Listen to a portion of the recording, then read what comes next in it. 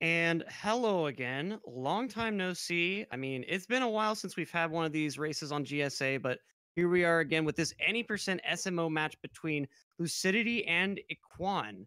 This is going to be a pretty powerful race. Iquan with that big upset due to that just huge death in Ruined Kingdom in his last race. Meanwhile, Lucidity, another force to be reckoned with. And I mean, I really think we're going to have a great race on our hands. With me again on co-commentary is Badronis. How are you feeling after that race, Badronis? I'm feeling like we're just kind of going back and forth. We got Odyssey, then 64, then Odyssey. It's all just a blur right now, and it's kind of crazy. I think I'm really excited just to watch Ekwan race because, I mean, I should just kind of come out and say like I watch him a lot. I'm a big supporter of his, so I'm not gonna be like biased on commentary or anything, but I just kind of like to see him race and all that. It'd be kind of interesting to see if he can overcome some of his issues from last time he raced and lost to a role May. Definitely I mean, yeah, that's what we're all going to be looking to see, I think. Now, we've been hearing in back, sorry, my bad, you're not running in this What? race at the moment. No, yeah. Equan is actually running on 1.2. Oh. It's the most recent casualty to Smash Ultimate. His friends are actually playing on his Switch, so he's having to use his sister's Switch with 1.2 on it. So, wow. Okay. definitely kind of a strange situation on Equan's side, but let's see what ends up happening with it. And, I'm not sure. He didn't specify whether or not he wanted Lucidity to leave out First Moon Skip and some of the other 1.0 exclusive strats. So, Yeah, Lucidity's on 1.0, right? yes. Okay. I believe the vast majority of the people in round 2 are on 1.0. I mean, it is losers round 2, so it's still like kind of most of there's a lot of people left, and it's not like everyone's on 1.0 still. Like some people with like 104, 105 are on 1.2. Definitely a good point. And I mean, 1.2, not a super bad version to run on. It's just a couple of those big tricks that allow you to get down to that hour and 1 minute or even just hour flat time. Like, those are what really make 1.0 the preferred version by most players. I really think that if 1.2 could break the sub-hour barrier, we'd see a lot more running on that rather than on 1.0 at the top levels. I don't even know if it's like about a time barrier. It's just that if it's like a minute slower, then if you're at like a 115 PB, then it doesn't really matter. If you're at like a 102 PB, then it matters a whole lot. So definitely true. A bit ahead in this Cascade Kingdom, showing off some snazzy vectors. Lucidity, not really like much difference at all. I think that was a bit of an optimal jump from him. Yeah, had a bit of a momentum loss on that ledge right there, but going into left side regardless. Equan with that nice left side. Yep. Getting a lot of height up there. Yeah, Lucidity, not to be outdone, comes with his hot left side of his own. Yeah, he's using that snazzy popper kill. Exactly right. Now, before we get too deep into this race, I mean, we do have this long cutscene right here. Got to give a shout out to the sponsor of this tournament, as well as our other two current tournaments, Vi.gg. We've said it so many times, but !bet in the chat. Go check them out. Great sponsor for us. And I mean, it's amazing that they've chosen to sponsor 3 tournaments before the end of 2018 alone. And I'm sure that's not going to be the end of their list. So go ahead, check them out. They've got a special offer for GSA viewers. And with that, we're going to go ahead and move on into Cascade. Now, Equan is notoriously insane at the early game, known for pulling out all like the best, like Sand Exit, Lost Exit, or Metro Exit, all these kind of things, like pretty much up until about Snow Kingdom. So it was always like, all right, he's insane early gameplay, but can he pull out a late game? And then when he did, on a good run, it was a world record. So Equan knocking that first moon skip though, so like Lucidity is actually gonna be about 25 seconds in the lead compared to Equan here. But like with how good of a player he is at this early game, like I wouldn't be surprised if he can catch up a bit despite the huge version disadvantage. Yep, and I mean that's really what the name of the game is. Like, even though that first moon skip and a couple of the later clips save so much time, that's not all you can rely on to be a good player. You have to be good at the rest of the game too. And Equan's demonstrated that so much. Equan also has like a few like BTT clips in the early game as well. I think he used to have this boss fight. I don't think he has it anymore though. Or no, he has the BTT clip for like the beginning. There's like a very fast like chain chomp grab, which is kind of ridiculous. But yeah, I'm kind of going on a tangent here. Meantime, Lucidity, it's already done with Madame Brutal. It's kind of showing how much FMS is just worth as a time save. It's huge. Exactly. I mean, Equan just finishing this fight and about to view this multi-moon cutscene while Lucidity's already done with it. Pretty wild. Now, let's see how Lucidity does on the chest clip coming up here, because that's also one of the little elements that saves some time over getting that first moon. And if he misses that clip, it only wastes a couple of seconds, but at this early point in the race, I mean, anything can. Yeah, I think this is gonna kind of be an Equan like battling back story until about probably Wooded. They'll probably be close to each other, if I had to guess. We'll see what Equan can do here. You know, I'm pretty sure like the chest clip is still in 1.2, so that's not something that he'll be forced to leave out.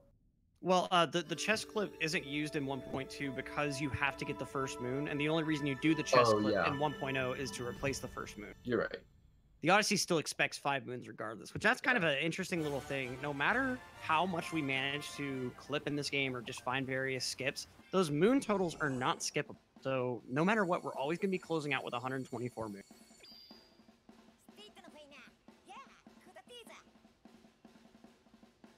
So in the stand here, Lucidity, he was waiting a bit on text. I think he was typing in Discord, said like, oops, sorry, I accidentally went for FMS, and Equan's like, it's fine.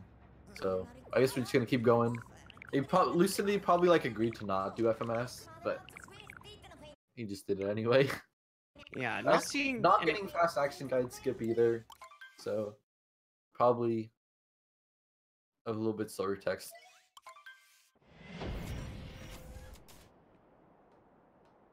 Yeah, and I mean, I'm not seeing any explicit agreement behind the scenes about not doing FMS, but at the same time, kind of seems implied. I don't know. I mean, you know, Equan tells him, you know, don't worry, it's no big deal. And as we can see here, the lead is not that substantial on Lucidity's side. It can definitely sway in Equan's favor at any point now. And I mean, they're moving into Sand Kingdom. In the immortal words of Anakin Skywalker, you gotta hate sand. It's coarse, it gets everywhere. And if you notice, Mario's trousers start just getting covered in this stuff. It's gotta impede his movement to some extent. Mario Mr. Sandy Pants. Beautiful name. I mean, what if that's the next Mario gimmick? For Odyssey 2, they give Mario Pocket Sand. Pocket Sand? Yeah, you know, he goes up to a Goomba and just throws sand in its face, and it can't do anything to him. I don't know. Equan early bird cycle. Missing the moon, not something that he's probably used to doing. Yeah, I wonder... Oh, he's doing it instead of having to do Sphinx Clip. He's doing the traditional fastest 1.2 route where you completely skip the Sphinx. I guess so, but I thought you went for the bird at the same time anyway. Maybe not. Well, no, because the Sphinx resets the bird's location. That's why you're able to go for bird late if you use Sphinx. Ah, that makes sense. So, Alright. Let's see if Equan goes for Dramstrat here. I'm sure he will. Or more accurately, let's see if he gets it. Yeah, I'm sure, like, you know, I don't want to presume, but Equan's not in the early game. Sand Kingdom especially. No, probably, like, looking to actually break, like, the 10-minute barrier at some point. Oh, no. Equan getting the bullet bill through Dramstrat, but it's just not angled right for him. So he's going to go ahead and instead go ahead and grab this moon. So on-the-fly routing from Equan, definitely interesting to see. So now he's going to be able to avoid getting the notes on top of the tree at the end, but of course, missing Dramstrat like that does lose some time. And it's really unfortunate because you got the hard part. You got that delayed grab, but just could not clutch it. Yeah, Equan's having to kind of go all around Sand Kingdom here, having to do backups to his backups. So not the best. You know, Lucidity getting a Sphinx clip. Wait, he did just get Sphinx clip, right? Or no? No, he didn't do Sphinx clip. Instead, he opted to go the traditional way into that secret room. Oh, there he goes, yeah. You're right, so I guess, yeah, Lucidity's not opting for those 1.0 exclusives. I was kind of not sure what I'm talking about. Commentator getting a tad confused about the version differences, but that's okay. So, Alright, Iquan's done with that room as well. He's actually not that far behind Lucidity at all. Okay, and he's going to use this platform over here with those nice quick dives. It does save a tad bit of time, but you have to have really quick dives and very precise jumping onto that platform in order to make it save time. Ooh, nice spin through to grab that bullet bill a little bit earlier. And of course, Jaxi skip basically free for anyone on Equan's level. I mean, remember, Equan is the current world record holder, so... Yeah.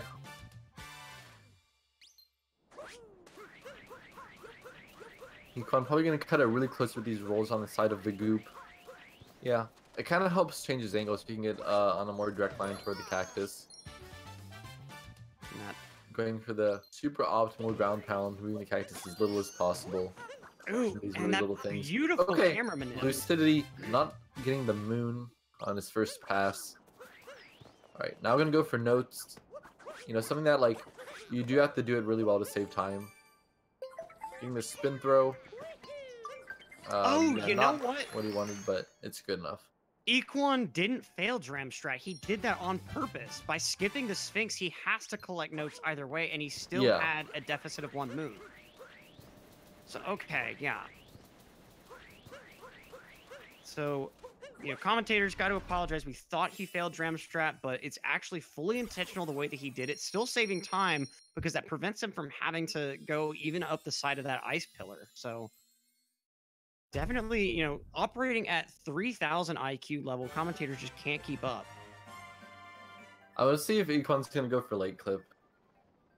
Just, he probably won't, but, you know, it could be fun.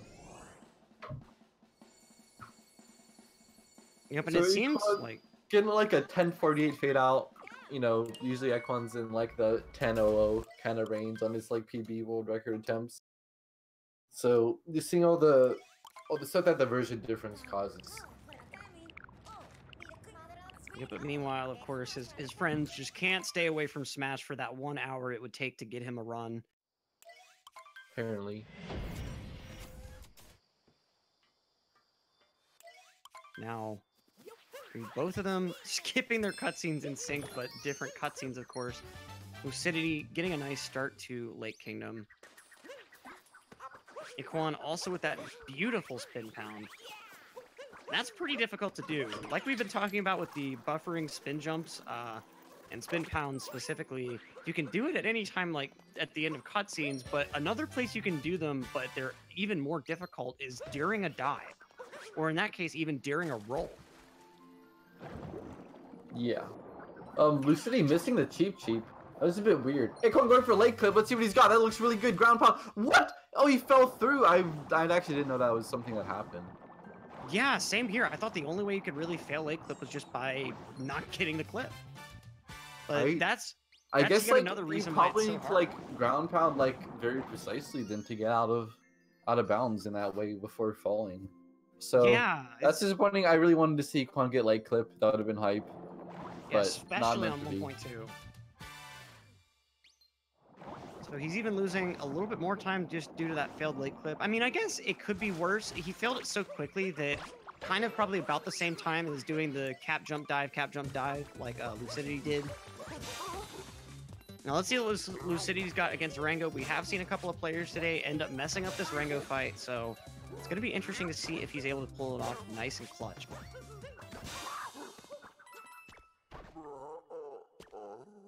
No, my prediction that they'd be pretty they'd end up being pretty close going into what it is kind of coming true here. I think we'll have to see if Lucidity can hang on to his lead in Wooded, or if Equan might be able to take it from him. Definitely something where there's a lot of different ways for it to go wrong. Equan, you know, I've seen him lose a lot of runs to the out of bounds movement after getting that clip, so it's really scary, and nothing is guaranteed. Absolutely right. And we did see Equan there with that nice little optimization, opting to grab that ring of coins because he did skip the Sphinx. You know, he's definitely not over 100 just yet, or he might be going out of Lake Kingdom.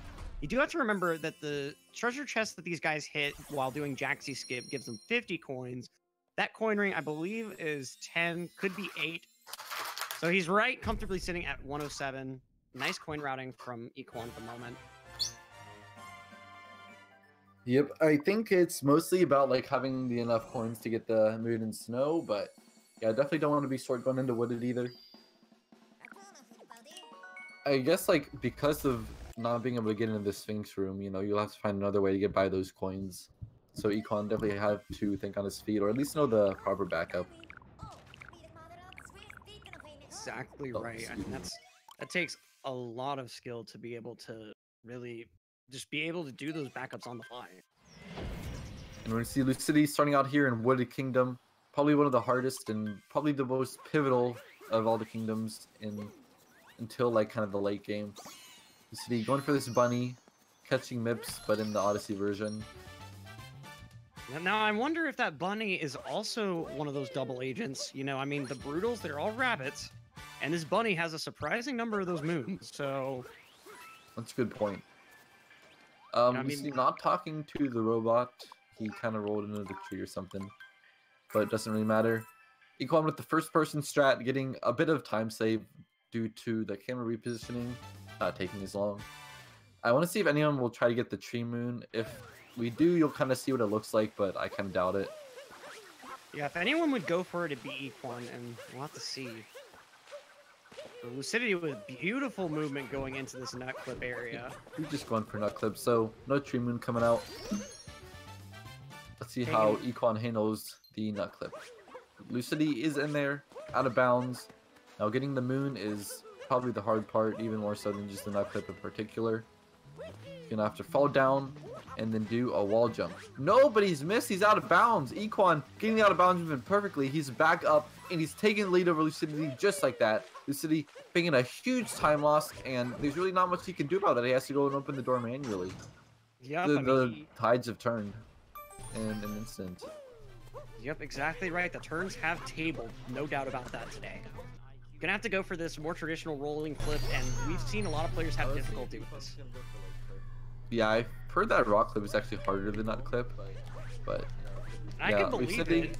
Not getting kind of the... Oh, there he goes. Plus, like, you do still have to do a pretty fair amount of out-of-bounds movement to just get to where you would normally attempt nut clip.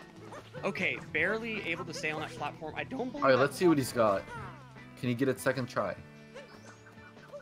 Oh my god. Lucidity, what's going on? He's like on the verge of dying here if he messes up. He's trying to do these wall jumps. He can't find the moon. Oh, and he's falling into the deep woods, it looks like. Okay, oh, he made it out. What is that? I'm so shocked.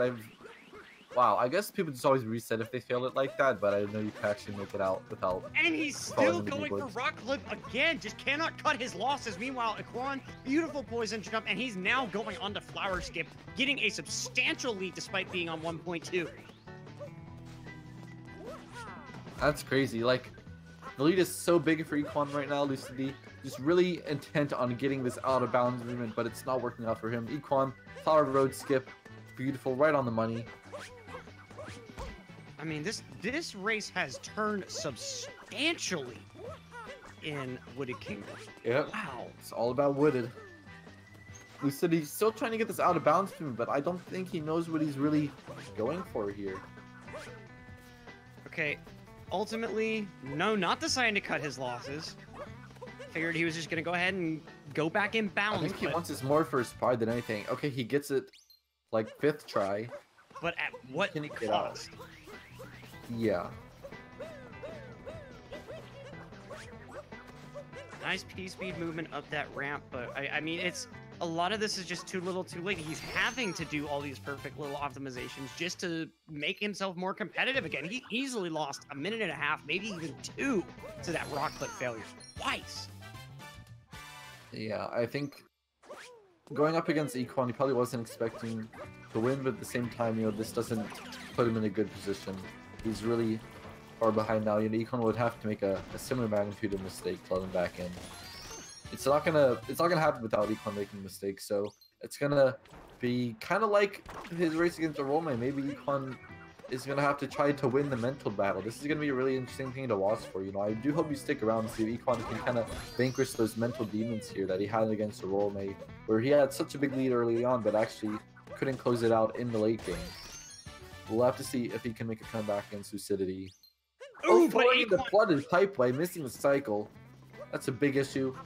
Gonna have to wait a few seconds. This is kind of the quote-unquote normie cycle. If you just, for those beginners, myself included, when you mess up, you just kind of accept that, okay, this is the cycle I'm getting. It's no huge deal.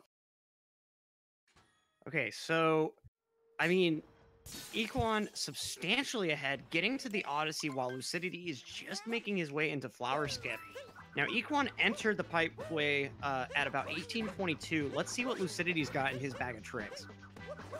Already definitely a minute behind. Good save, dude. He realized that he was not going to get the triple jump that he needed. He would have fallen to his death, so... Or at least into the deep woods. Lucidity having some trouble getting up here to the nut. I think where he's at, he would have been able to redirect to escape the deep woods, but, I mean, a death's a death. And even though deep woods costs a lot more time, death still costs time. So now, Equan moving on into the Cloud Kingdom. Not too much to say here. I mean, you know, I've beaten that joke horse all the way into the ground about Bowser, you know, not making the best design decisions with his arena. And I mean, it's a bit of a recurring thing where, you know, in an even fight, you know, Bowser would have all the opportunities to take out Mario, but he's kind of given Mario the opening for the purposes of the game. You know what I really would have loved to see is Cappy somehow fetching a hammer out of nowhere and Mario going Hammer Bros style on Bowser. That would have been kind of funny. When you said hammer, I thought you meant like, you know, at the end of the original Mario Bros game, where there is the hammer after Bowser to kill the bridge. So I thought like you would throw Cappy on the hammer to like yank it out. You know, kind of like you do on the Ruin Dragon with like the Ongs. Hey, that'd be such a cool way to win the game. You're facing Bowser, and then you like roll under him and throw Cappy to break the bridge. I mean, I gotta say though, casually, when you get to the escape sequence and you realize you have to capture Bowser, you're just like, whoa, wait a minute. Yeah, it's definitely kind of like that. You know, the what if, and it comes true. You know, you actually get to play as Bowser. You know, that also would have been super cool if they would have done that for all the fights, where you have to capture Bowser and make him hit himself somehow. I guess so. Commentators with all these game dev ideas. You know, I always wondered, like, people don't really know like the best way to use Bowser. I think because there could be like a slight difference between like his running speed, his fireball speed, and his like clawing speed. But like it seems like everyone just thinks they're interchangeable, but maybe there is like a minuscule difference if you actually like went and timed it. Because like, you know, in Celeste, at the very beginning when you do the prologue, you know, you're just walking along the bridge, but actually if you jump, it's like a very tiny bit faster. So people just like bunny hop at the beginning. So I wonder if there's actually like people know like what is actually the best way to move Bowser, but it seems like there might not. Maybe people know and there is just no difference, but it seems like there might be like tiny optimization to be found. Did you see Equan with that long jump optimization landing on that middle platform? Because normally you want to long jump and do cap dives straight over to the platform that you ground pound down. Yeah. But in his case, he landed midway between. I think he did a. Well, no, I don't think he did a power roll, but he did something that actually allowed him to kind of have a bit more speed going across there rather than having to sacrifice speed to those cap. In the meantime, Equan getting that moon in the cage without a problem. You know, it was definitely one of those scary strats where like if you went for it back in the day, it was like, oh, he won for the, you know, but like it's so common now. Like people are just forced to do all the hard stuff, but Equan pulls it off. Really clean loss from him. Absolutely. And I mean, you know, Equan just demonstrating why he's the world record holder throughout this race.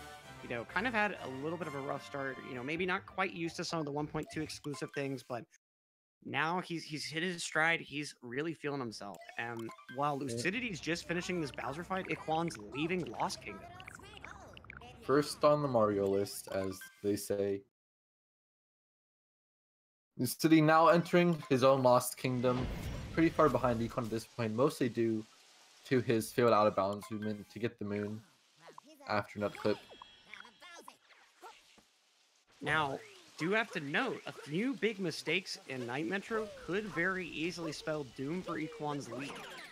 Especially if he decides to go for the first style of the Leap of Faith, where you jump from a slightly lower part of the platform.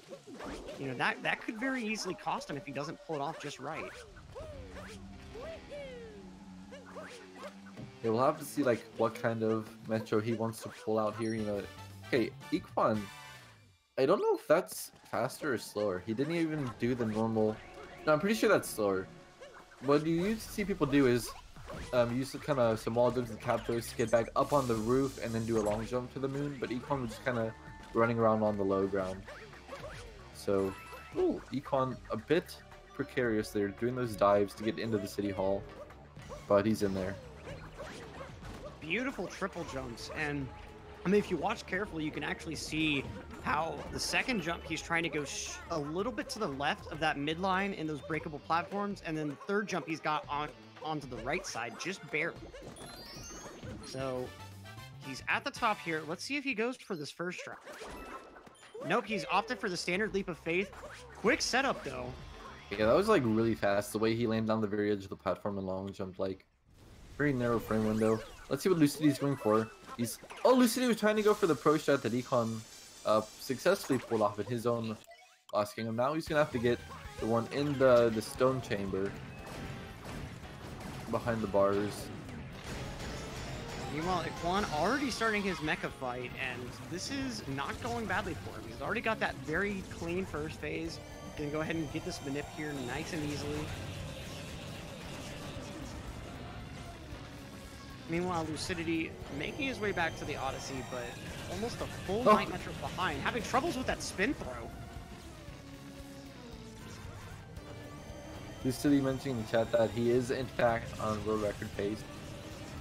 Just mean, but yeah, probably not the run he was hoping for. Like, if it wasn't for Wooded, it would be okay. Like, it's not that bad, but you know, really trying to get that nut clip. Spend like a good 2 minutes in Wooded probably. He's not even in Night Metro while Iquan's finishing out that Mecha Wiggler fight. Definitely a solid 2.5 minutes behind. He's certainly got his work cut out. I mean, these guys, if you notice their timer is changing colors, they're actually using their traditional splits, I believe. So watch when Lucidity's turns red. It's going to be very early in Night Metro. That's a good point. Equan, on the other hand, probably way behind his world record from the very beginning. You know, out of Cascade down like 25 seconds. Probably never going to make that up. But, you know, he could still get like a 101 or 102 even with 1.2. We'll have to see what he can actually end up in this race. Now, Iquan does still have to get through Day Metro, which, even though it's a lot more forgiving than Night, it does still have its fair share of little things that can go just a tad wrong. Yeah. First one, obviously, being Scoot Clip. Let's see if he can get a clean drive-by on first go. And he does. That was, like, super precise. No time wasted at all. Yeah, that was just a speedy ruin. That was wild. Going for that homing cap throw on the thing you flick off of.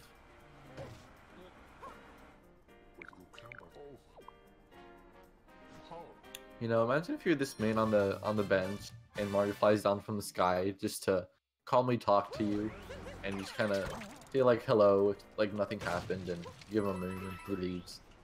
Probably a weird experience. I don't know if I'd be too comfortable in that situation. I mean, hey, he does say you're the first dude to try to talk to him in a while, so, you know, I can believe that he'll be kind of calm about it. Yeah, but Mario, you know, doesn't even want to stay and talk. He's got better things to do. The guy feeling a bit lonely again. Equan with the first person shot talking to the drummer. to save a bit of camera panning, as a lot of first-person strats can do in this game. And I always have loved how in the any percent route, you just leave Pauline with a drummer and a bass player. I mean, that's all you really need. Yeah. So now he's going over, going to go ahead and collect that moon from the broken Wiggler segment while we see Lucidity breaking Wiggler. Very, very clean execution.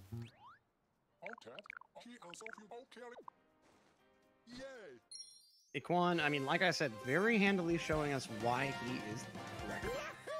Already, Lucidity would have had his work cut out for him, but that just insistence on going for Rock Clip really cost him.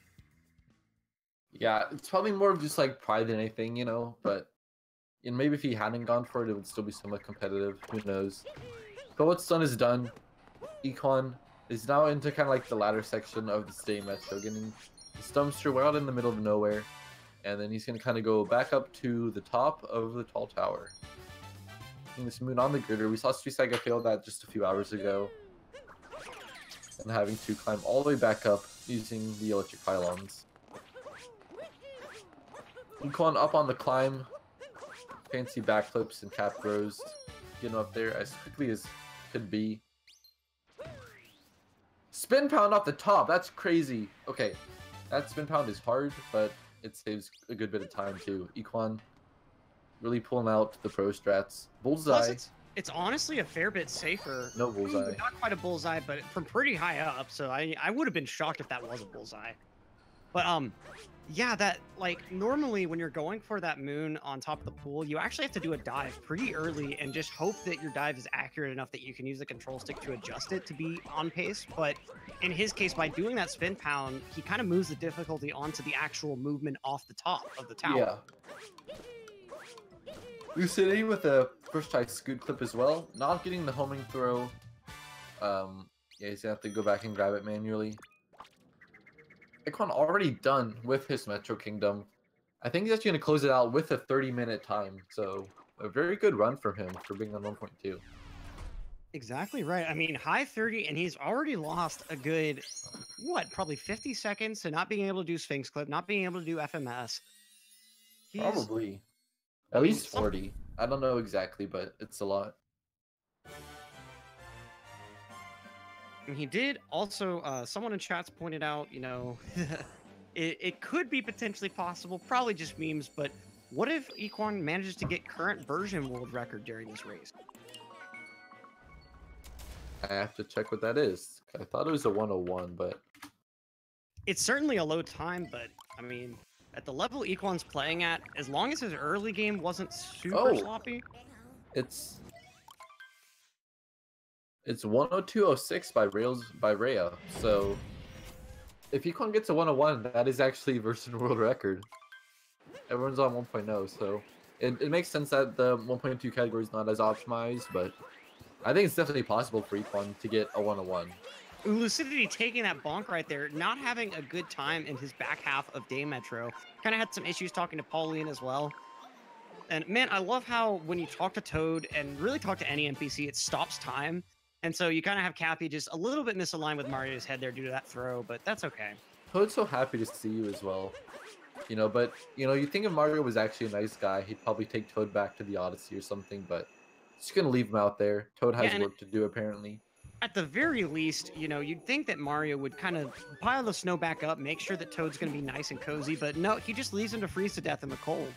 Maybe that's why Toad's happy, because when you suffer from hypothermia, your brain kind of starts doing weird stuff. Like, there's one condition called paradoxical stripping, where when people are going through hypothermia, they'll actually take off clothes thinking that they're hot. Dang. So remember, kids, if you see Toad anywhere hiding behind that little snow bunker, just leave him alone. You know, he's trying to survive out here. If you're cold, they're cold. Bring them inside. This message sponsored by PETA. Iquan with that beautiful triple jump off the moving block. I mean, I just love seeing how much momentum they're able to gain off of that. Not going for the moon clip in Snow Kingdom, but I mean, I'm not surprised at all. Very kind of minor optimization. Very clean sweep of all those spinies, and of course, beautiful dive out of the uncapture. It looked like he was going to be able to leave the one alive, but it was still blown off by the boy, Joey. Wind too strong. Yeah, I mean, those guys can be pretty rough, especially when you're a bit more new at the game. It can be really difficult to reliably get those 2 cap throws to actually capture him before you actually fall in that goop. That's happened to me a fair number of times. I knock his cap off, but then for whatever reason, I'm just not able to get that second throw in on time.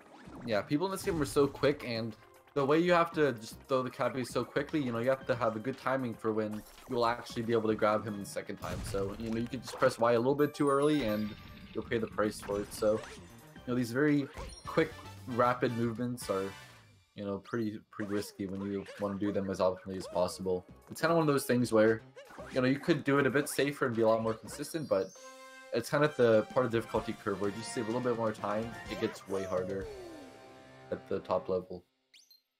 Yep, and we did see Equan going for that nice little bonk optimization there. Surprisingly, that moon that's in that wall, bonking off the wall, gives you just enough height to grab the moon, cancels out the bonk, and it's the most optimal way to grab that moon. Beautiful suck from Equan. I think Equan's have to go for Rango Room. He has like nowhere near the coins that he would need. I guess because of the Sphinx clip, actually. That's probably coming back to bite him. Because, like, that huge treasure chest is probably what's separating him from having the 100 coins or close to it that he would need. So Equan going for this Rango Room, you know, probably could have gone to Seaside, but maybe he decided, you know, it's going to be close anyway. I'll just take the time loss, get the Rango Room. That was actually pretty clean. Probably since Chaos had to do it in his world record, people have probably been trying to remember how to do that. Or maybe people have always practiced Rango Room, but, you know, at least Equan knows how to do it. The quick scope set up for Dram Strat, and it's good. That looked actually pretty close, like it could have failed. Yeah, kind of getting the roll a bit close to the edge, but I mean, hey, a Snowdram's a Snowdram at the end of the day. Yeah. And you know, I wonder with him mainly using Sphinx Clip due to being on 1.0, I wonder if he just wasn't thinking about coin count at all, and then just suddenly realized, oh wait, I'm gonna have to buy a shot moon. I don't have enough coin. If I had to guess, like probably once he was like in Metro and realized like he was nowhere even near 100. Like, he decided to go for Rango Room or, like, to not worry about coins. But maybe if he had realized earlier and gotten to Seaside, he would have been able to get enough. But I don't know. Yep, and I mean, I believe to get enough in Seaside, unless you go out of your way for something, I believe you have to get 84 before entering Seaside. Not exactly sure. Made 84 before entering Seaside? That seems pretty low. I could be wrong on that, because I know that the... Maybe it's 84 before entering Snow to get, like, 16 coins along the way. I mean, there aren't very many good opportunities to get coins in Snow, unless you do, like, a spin throw in the segment that Lucidity's about to go into. Yeah, true. Either way, you know, as I said, what's done's done. Equan in Seaside now, and it's not like he was much worse off going for Rango Room. Maybe, like, 4 seconds slower. Yeah, I mean, that was just excellently executed movement there. I want to see Lucidity coming up on the latter half of Snow. Can he pull off a first try Snow Jam? Let's see. About to be going into the Goomba room, so only about a minute or so until we get to find out. Equan about to be going for the flower, and at this level, you better bet that he's going to be trying to do that flower refresh. And it's good. First refresh fine. Gonna have to do a second refresh to avoid the gushing. Beautiful refresh there. So yeah, not grabbing a Gushin in the intended room, not grabbing a Gushin to the normal beginner route. I mean, he just says, you know what, Gushin, that's overrated. I'm all about that cheap game. I wonder, like, the Gushin can go underwater, can it? It's only on the surface. Right. It can only stay on the surface, because you can't actually tilt the Gushin's blast in an upward direction to force you down. Okay. Equan picking up this moon in the deep sea cave. Grabbing all the coins as well that he doesn't need anymore. Okay, so I stand corrected. I think it must have been like 60 to 70 something that you have to have before Seaside. But Yeah, still, I that mean, no seems matter better. what, he didn't have the right number.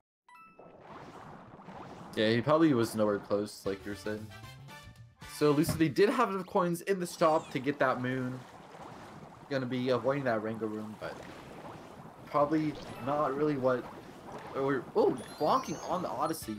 Can you get back up? Okay, Snowdram. What does he got? Kind of set up in a visual cue. That looks pretty good. Oh! Oh, we're taking a bonk instead. Oh no. Oh, Lucidity. Maybe he knew, like, he's like, I don't have it. And then, he wanted to show everybody, like, it was so close. Jeez, that is wrong. That's a bit of a coffin for Lucidity here. Can he at least get a second try? Nice vault. There he goes. And it's good that time, but at what cost yet again? I mean, this is... Lucidity can't get this momentum going. He's got, again, another whole kingdom behind. He was starting to make up some of that length, getting into snow and starting to make some decent progress while Iquan was just exiting. But at this point, he's got a whole seaside standing between him and Iquan at the moment. Yeah, it's pretty rough. I'm not really feeling his chances too much, but I think a big thing to look at here is how can Iquan do in his late game, right? He's coming into luncheon, and then it's just ruined Bowser's moon. So the last third or so of this run is coming up here, and it's arguably some of the hardest parts yet to do. And if Iquan wants to make a run back in this lower bracket, which he's certainly capable of, he is the world record holder after all, but it's all about the consistency. Can you hold it together for a few segments where you're not on a good run already, or you might be against someone who's even like ahead of you at this point? Can you actually bring that back? So it is a bit of a test for Iquan. What kind of tournament run can he pull together? Even though he'll probably win against Lucidity here, it's not over. But we'll have to see, like, can he keep it on a high level? Oh no, Lucidity just having so much trouble getting on top of this platform. Is so weird. Almost making it, but then the Goomba just saying, nope, I'm not going to let you get it that easy. Iquan making quick work of Spirit. These guys really don't have a chance. Honestly, I mean, the Brutals, they like to think that they're these big baddies, but ultimately, speedrunners have been studying them so closely for so long that, they ain't got secrets anymore. They're in your mind. I know you're referencing something, but I just don't know how to continue it. It was the Donkey's Luigi's Balloon World video. He does one of Bowser's moons. Oh. Bowser, what are you doing playing Mario? Yeah. And then at the very end, when he gets the balloon after taking the screenshot, he's like, "You can't fool me. I'm in your mind." Nice. Shout out to Video Game Donkey. Iquan, grabbing that moon right behind the entry doorway. It's probably one of the shortest side rooms that you could possibly even conceive of.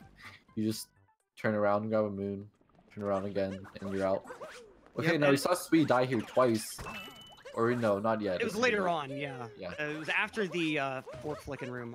I'll definitely make sure to point it out when it comes. Just like I'd like to point out the main sponsor for this tournament, Y.GG. Go check them out. We've got more races after this. We got another SMO any percent race, as well as an additional SM64 70-star race later on tonight. And you can bet on both of those, as well as the rest of the races throughout this week. So go check them out. ! Bet in the chat. They are the official sponsor of the Super Metroid and SM64 70-star tournaments. Iquan trying to get that bonk, but a bit late. Ooh, Lucidity running a bit of trouble with the seaweed or plankton. I guess seaweed though.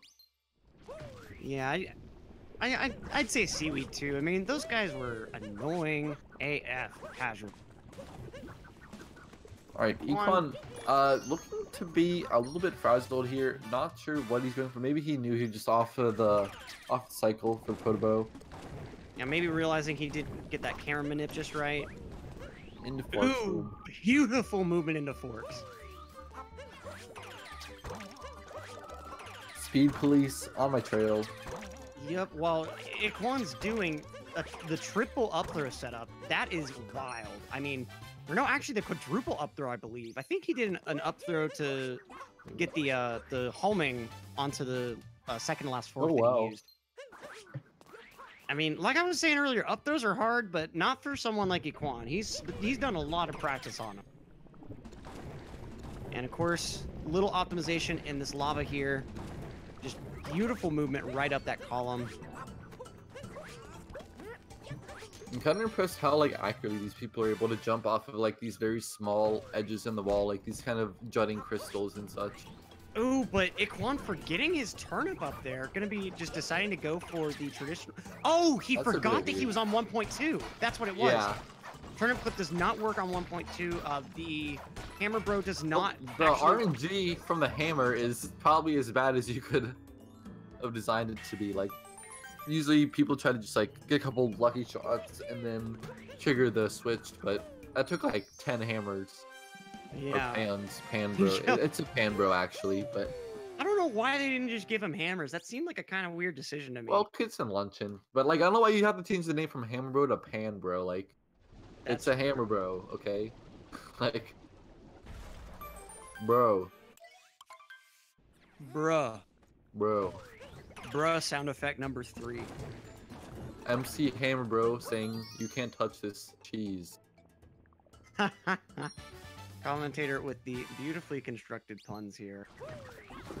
Now let's see if Equan has better luck than that last race we saw. Or sorry, second to last race we saw. Yeah, not dying. Beautiful execution. Getting that dive while changing that camera angle. Whenever I get to that part, I always have to do the camera angle change first. And even then, sometimes I'm still not comfortable with that dive. I think it's kind of interesting how, you know, they're playing on the Japanese version, but like the text "You Got a Moon" is still in English. Like, I mean, some things like, yeah, sure, like you can just put it on like one version for everybody, but like "You Got a Moon" is like a considerable phrase, you know. I'm kind of surprised that they left it in English anyway. They didn't want to change the text for different versions. Yeah, kind of an interesting design choice on Nintendo's part. You know, not really sure what exactly the justification is. I'd be curious to know if in like French, for instance, "You Got a Moon" is still in English. Oh, I'm sure it is. Like, it's probably for every version. But I've seen so many Japanese games with a fair amount of English text. It'll usually be a mix of the two rather than just one or the other. Yeah. It makes a lot of sense since these games are developed with like a global audience in mind. But like, you know, since like it is just like a piece of text, you know, you never know. Okay, we see here coming up pretty early on in Luncheon, pretty far behind Equan, who's already out of Luncheon, heading into Ruin Kingdom, where the race kind of went down the toilet against Arolme. Yeah, let's hope Equan, you know, I mean, he probably knows he has a substantial lead, but let's hope he kind of leaves the memes at the door. You know, I mean, there's plenty of room for him post-race, and he's only got a few more minutes before the race is over. Lucidity falling to the bottom of that building. He just cannot catch a break at all in this race. I mean, who could blame him after that just enormous flood in Wooded Kingdom, just constant spaghetti thrown. I mean, he could have opened an authentic Italian family-owned restaurant with all the spaghetti that he threw in Wooded. I'm not surprised that his mentality is not in the best place and staying. Yeah, I'm not surprised either. It's definitely something where the mental game is probably one of those difficult things about speedrunning, especially in a race where the mentality of having to continue no matter what your earlier mistakes are is just a challenge in and of itself. Equan getting on the dragon. I don't think the dragon has a name, does it?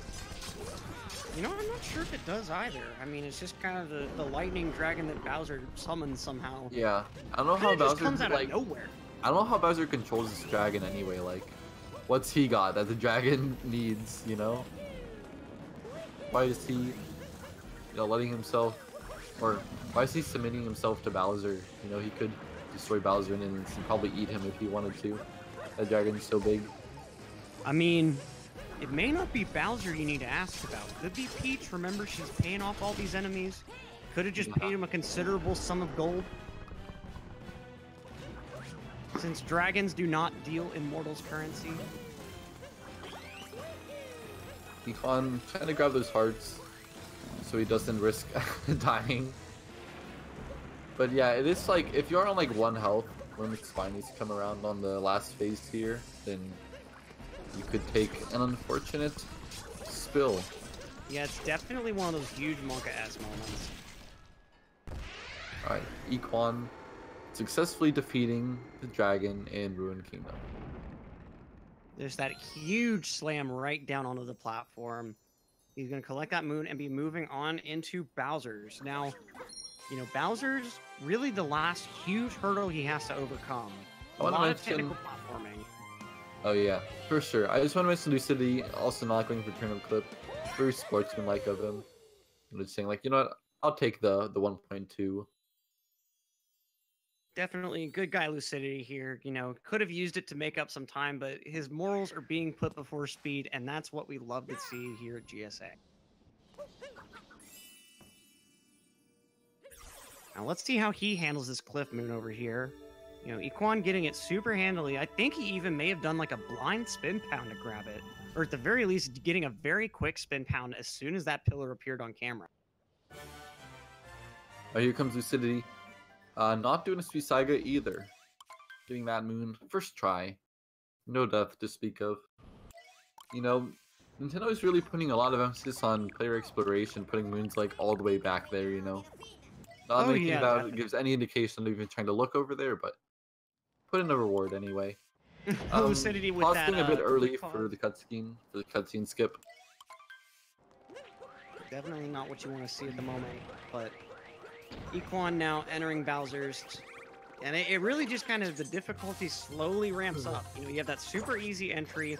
If you choose to do Poke Strats, you have, and it looks like he maybe... Equan's going for Bird Jam, as he, I don't know, somewhat famously does.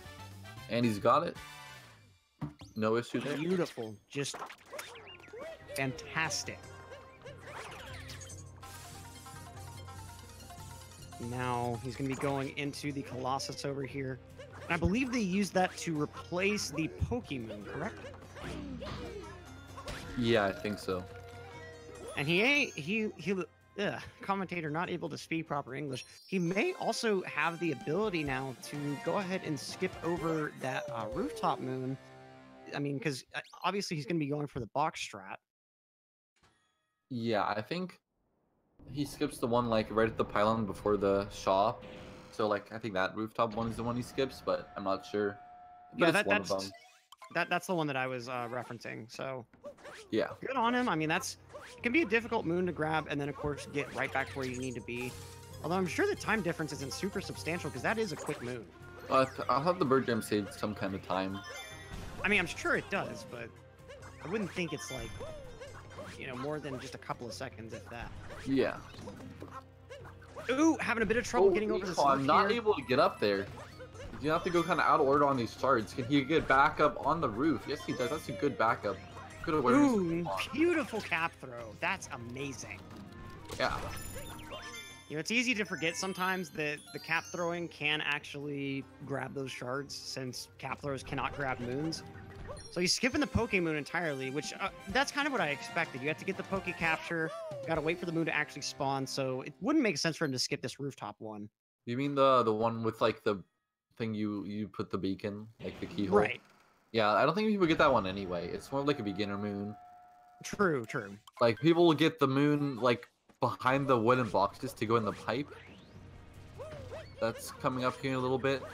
Okay, so Equan's getting this one too, actually. So I guess he won't be getting the one by the pipe. It's like those three that you need to complete Bowser's. Ooh, that was amazing.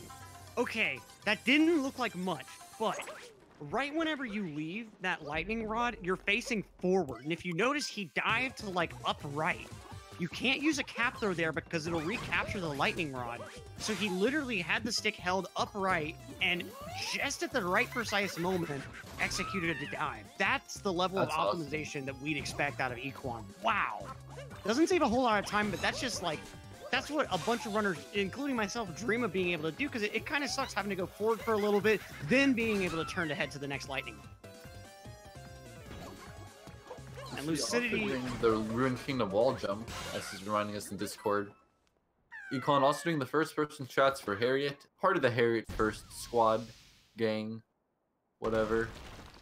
So Topper first gang not having a good day here for GSA. They're gonna have to be a bit more vocal. Okay, so I'm remembering now how additional moons, in addition to the 3-story moons you get and the multi-moon at the end, because you need a total of 8. So he's going to be able to skip that box moon later on because he grabbed the Poke Moon at the very beginning with that Poke Dram. Yeah. Okay, so Commentator finally has the route figured out. You know, maybe you'd expect him to have this a bit earlier since he is, you know, commentating this race, but hey, you get what you get, all right? I think we're still getting Equan on potential like 101 pace. Yeah, it's going to be close, but he's doing super well. I don't want to make any like bold claims, but you know, potential 1.2 record on the table for equality.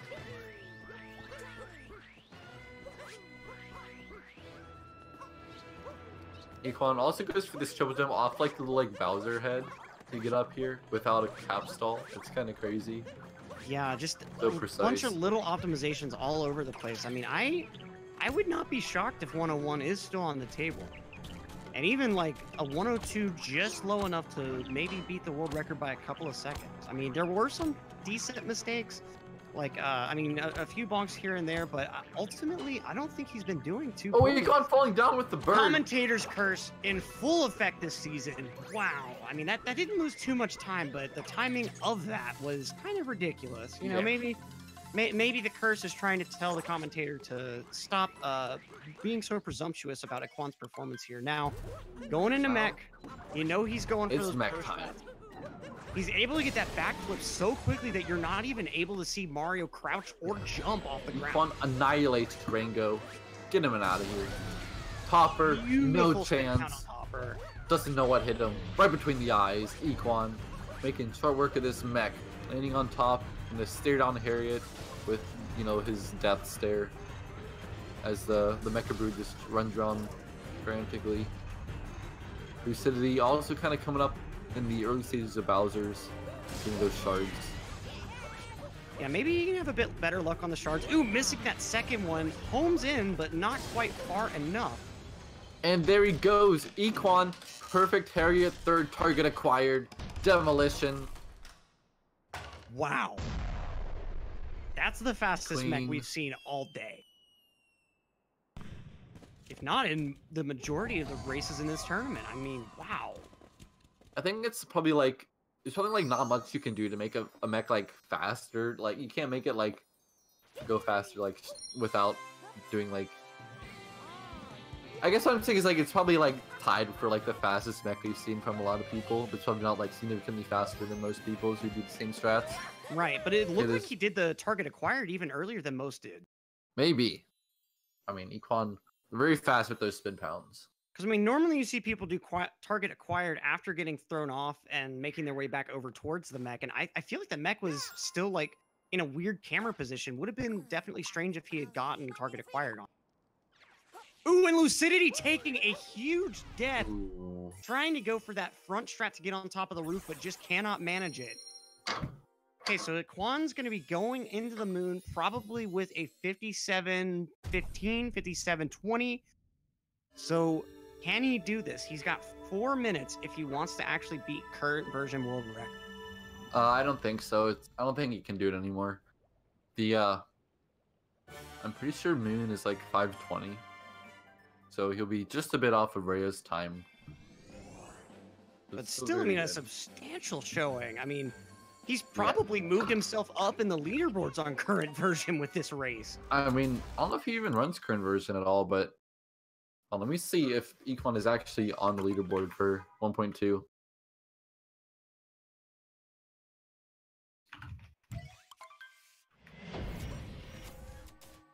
Okay, Lucidity finishing up his Harriet fight.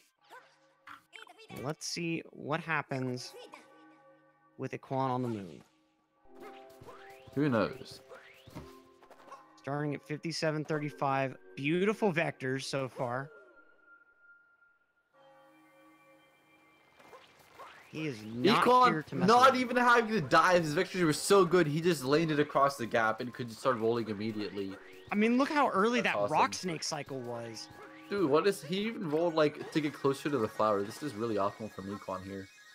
Also, probably going for a later cap homing throw so that he can actually get more time on the rocket flower. Yup, and of course, okay, nice little rocket cancel-ish. Ooh, Okay. nobody missed moon skip. It was all for nothing. That super fast moon was a bit too fast. Ooh, not Too even much need sauce, to do a not enough backflip spaghetti. there. Beautiful. Yeah, people do that kind of runaround to save like a little bit of time. That's just, I mean, And Econ is into the church or whatever it is. okay, so breaking in, about to enter the Bowser fight, just short of 59.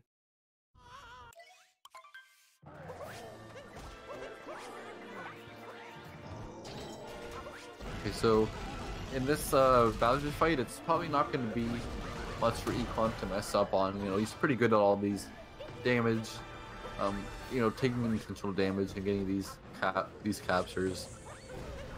And we see Lucidity not dealing Oh, with Econ, what is... Okay, yeah, you almost never see someone actually get hit by the fire. I might have been cursing him a little bit because it's so easy to avoid.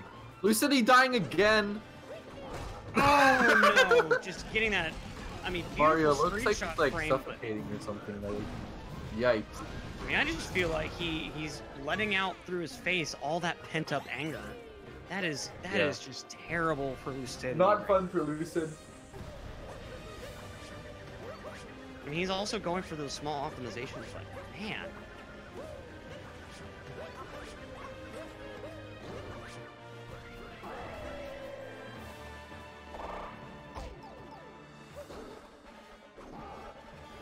Okay, so Equan about getting that browser regrab.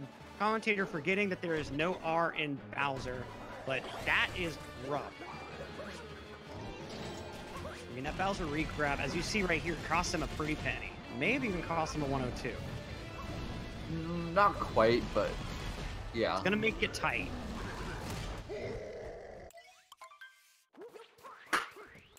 Equan now in the escape. He's in go mode. Let's see what he can do with it. And also, let's see what happens with Lucidity's mech having a bit of trouble getting up to Rango for that spin pound.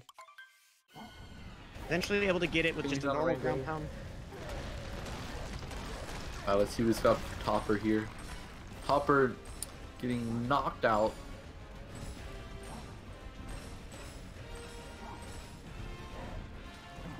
Equan playing like some really he's living life on the edge there. I don't know if you saw, but he was landing on like the falling yellow blocks to get like a triple jump out of it. Like, I guess he's showing off, but definitely showing off. I don't think that's any faster. And of course, you know, throwing fireballs just because he can.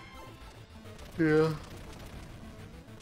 And of course, going for that 2D skip. Why wouldn't he? Beautiful movement so far. Bit of a sloppiness there. What you want to optimally do is break all of those bricks with fireballs, but hey, breaking them with your head ain't too bad either. Yep, on pace for a mid 102 here, coming into the last room of the game. Right, and about to be entering this final killer room. Sonic adventure music intensifies. Yeah, it is definitely like the Here's like the what? I was in like I kind of know what you mean, but yeah, definitely is just kind of like high energy kind of soundtrack, you know. Sometimes people call this like the anime room or something. I mean, it's fair. It's a very fair way to call it. Econ having a bit of trouble not getting his fast pillar. Gonna have to be spending quite a bit of time taking laps around the pillar room. Let's see how tight he is on 1.2 here. And Econ wrapping it up with that mid 102. A really fantastic time. Just not even just for the version, but in general. Like, this is better than Swee's 102-50 that he got, and Econ with some considerable version handicap. So I think, you know, he's probably feeling pretty good about where he can go for the rest of this tournament. Amen. And a 102.39, that puts him firmly in 4th place on the current version leaderboard. Yeah, that's crazy. Wow. Never done a current version run before, and already 4th place. He's ahead of Timpani, ahead of Little Curbs, who's also in this tournament. The only ones he's behind are Metroid Slayer, Goryoya, and Fur. You know, it's kind of funny that Rhea, like, his name is Metroid Slayer backwards, but he just goes by Rhea. Like, he doesn't even want to go by Metroid Slayer.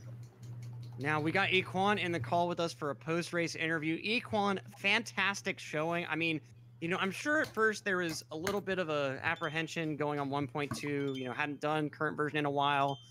And we did see, you know, going for turnip clip, that kind of muscle memory kicking in. But do you realize you are now 4th place on the current version leaderboard?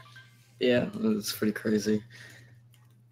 I bet you're almost glad that your friends are playing Smash on your Switch right now. Yeah.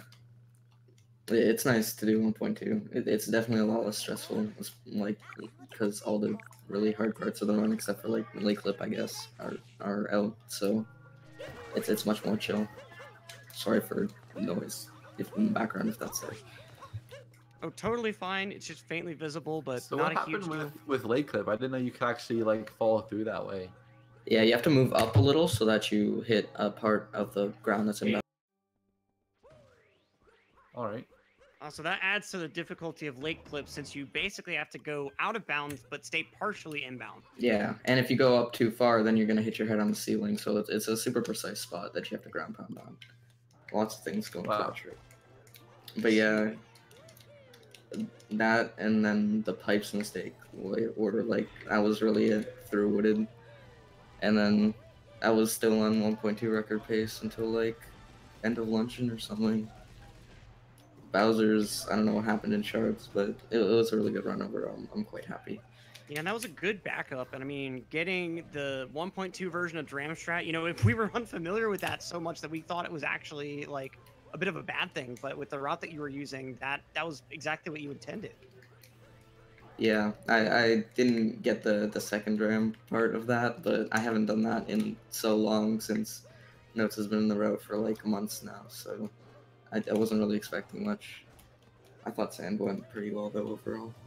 Definitely. What kingdom do you really think went a lot better than you expected, or just great execution regardless of what you were expecting? I think Metro went really well this race. My night Metro got a really good wiggler for my standards, and then day Metro I made very few mistakes, so I thought Metro was very good. Cool. Definitely agreed. And now we've got Lucidity in this call too. How are you feeling after that race?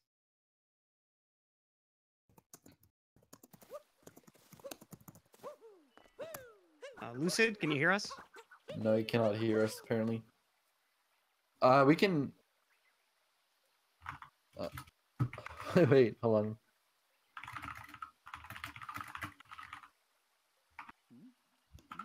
You might need to check audio devices or something. Certainly going to ask him about that. Hey, Lucid, can you hear us now?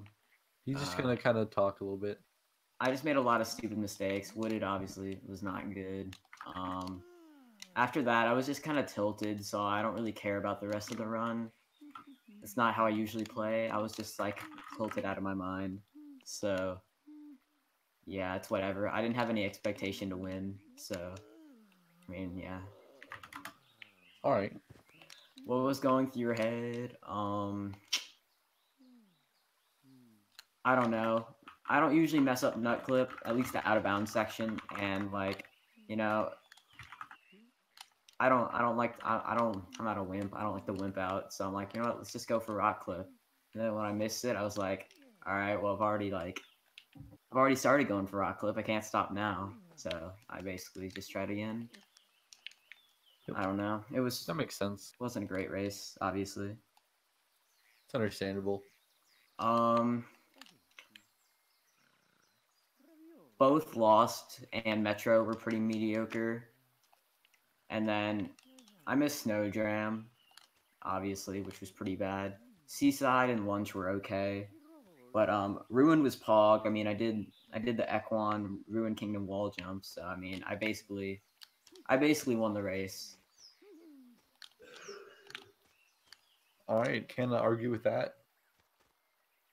You heard it here first. Lucid taking the dub. Equan, you know, other way around. Sorry about that. Equan taking the dub. Lucid, unfortunately. I was just making a joke because he said like I won because his ruined wall jump.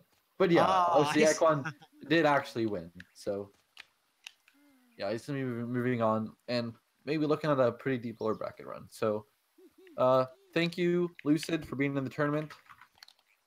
And hopefully we see some more Odyssey coming out from you. Exactly right. And with that, one last shout out to the sponsor of this and all of our tournaments, All right, guys. Vi.gg. Bye. Bye. Yeah, see, unfortunately, he was having some mic issues, so we were having to type our questions. But yeah, thanks to Vi.gg for sponsoring this tournament. Remember, there's another SMO race right after this, so stick around and you can bet on that and the upcoming SM64 race on Vi.gg. Exclamation point bet in the chat. But Dronus, as always, it's been a pleasure. Yeah. You've been really busy today. I mean, I won't be commentating the next race, but I'll be back on at like 9:15 for some SM64. Yep, should be exciting to see. I'll definitely stick around to watch that. I myself will be commentating that SMO race right after this, and then I will be taking a bit of a break for the rest of today. Yeah. You can only do so Well many. earned. Well, thank you. And with that, we're gonna go ahead and move into intermission. So stick around. Don't go away just yet. We'll be right back. See ya.